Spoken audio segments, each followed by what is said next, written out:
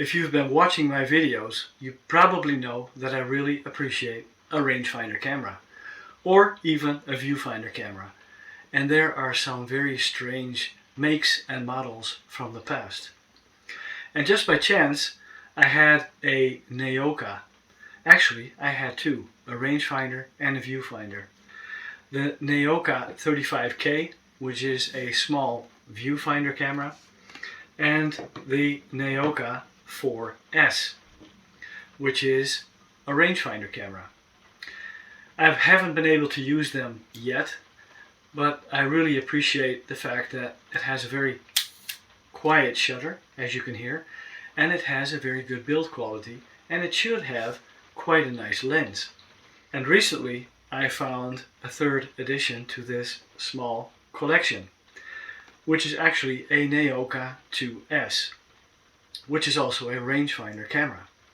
And it just came in the mail today, and I thought before I start using these cameras in this video and show you the results that I'm able to achieve, I thought I'd just unpack this third Neoca, the 2S.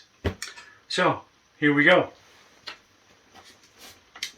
It's a big box, and you're probably asking yourself, why such a big box when you have such a small camera?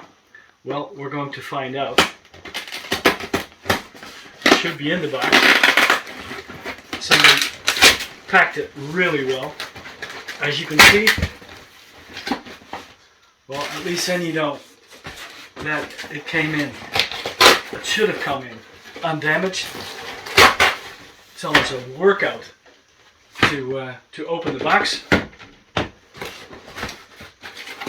Surprise, surprise, filled with old newspapers. So let's get rid of those first. And out of this large box comes this small camera. And it also came in its original case. Let's open it up and see what we have.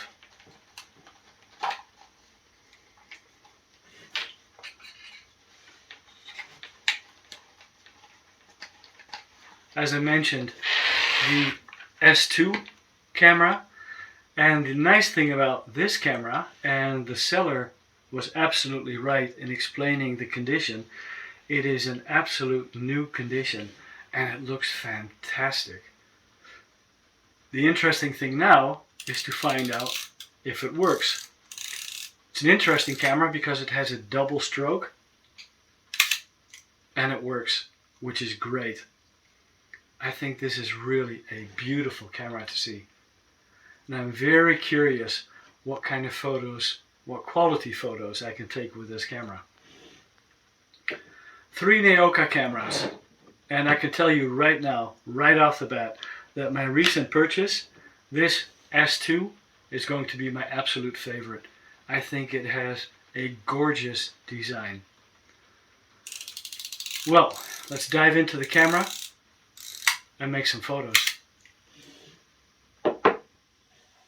Let's have a detailed look at the Neoca IIS, a rangefinder camera built back in 1955. And as I mentioned previously, from my point of view, it is a very minimalistic but very stylish rangefinder camera. And it is surrounded by real leather. Let's start off with the top plate, the right hand side, where we see the film advance lever. It is a dual stroke system, meaning, as you can see with the lens, that it also automatically cocks the shutter. On the top of the film advance we see the frame counter dial. After putting in the roll of film, you set the dial to 1. Next we see the shutter release button, and just in between a small button for the film rewind. Furthermore, we see the Model 2S, the serial number, and we see a mount for a flash or an accessory. It also says Neoca Company Limited, patent pending. On the left hand side we have the film rewind knob, which is surrounded by a dial. And the dial is meant as a reminder for you to dial in the ISO of the film that you put in the camera. The camera does not have an internal light meter.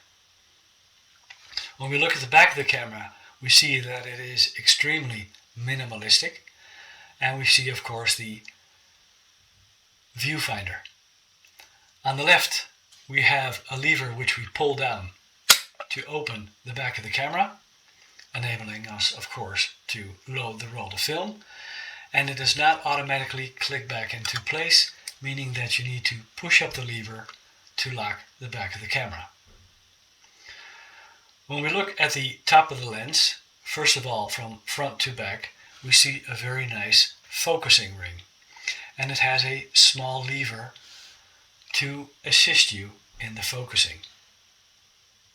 Very smooth focusing. Then we see the depth of field guide, and it's not easy to see maybe, but we have here the shutter speed dial. It is a variable dial, so you have to be sure that the chosen shutter speed lines up to the red line on the lens. And the shutter speeds range from B bulb mode through to 1/300 of a second. When we look to the side of the lens, we see the aperture, which is also a variable system ranging from 3.5 to f16. Furthermore, we have the flash connection, and all the way at the bottom we have a self-timer. Very straightforward. Looking at the lens itself, it is corrected, meaning that, and it also says, it is an astigmat, and it is a Neoca 45mm 3.5. And I mentioned this before, that many, maybe even most rangefinder cameras from back in the day came with roughly a 40 to 50mm lens. And these cameras would have been great if they would have had, for example, a 35mm or even a 28mm lens, but that's just not the case.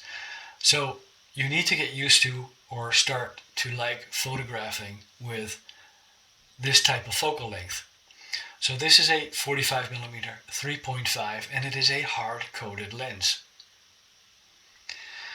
The front of the camera, again, very minimalistic. The Neoca badge and Neoca on top, and we see the rangefinder. Very minimalistic, but again, as far as I'm concerned, very stylish, and also a very well-built camera.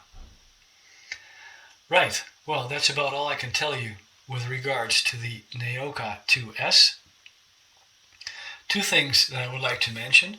First of all, for a rangefinder of this price range, in this price range, it has a very short focusing distance. Also, the focusing patch is extremely clear. In low contrast and even in nighttime situations, you're still able to pinpoint focus. And that's exceptional for a rangefinder in this price range.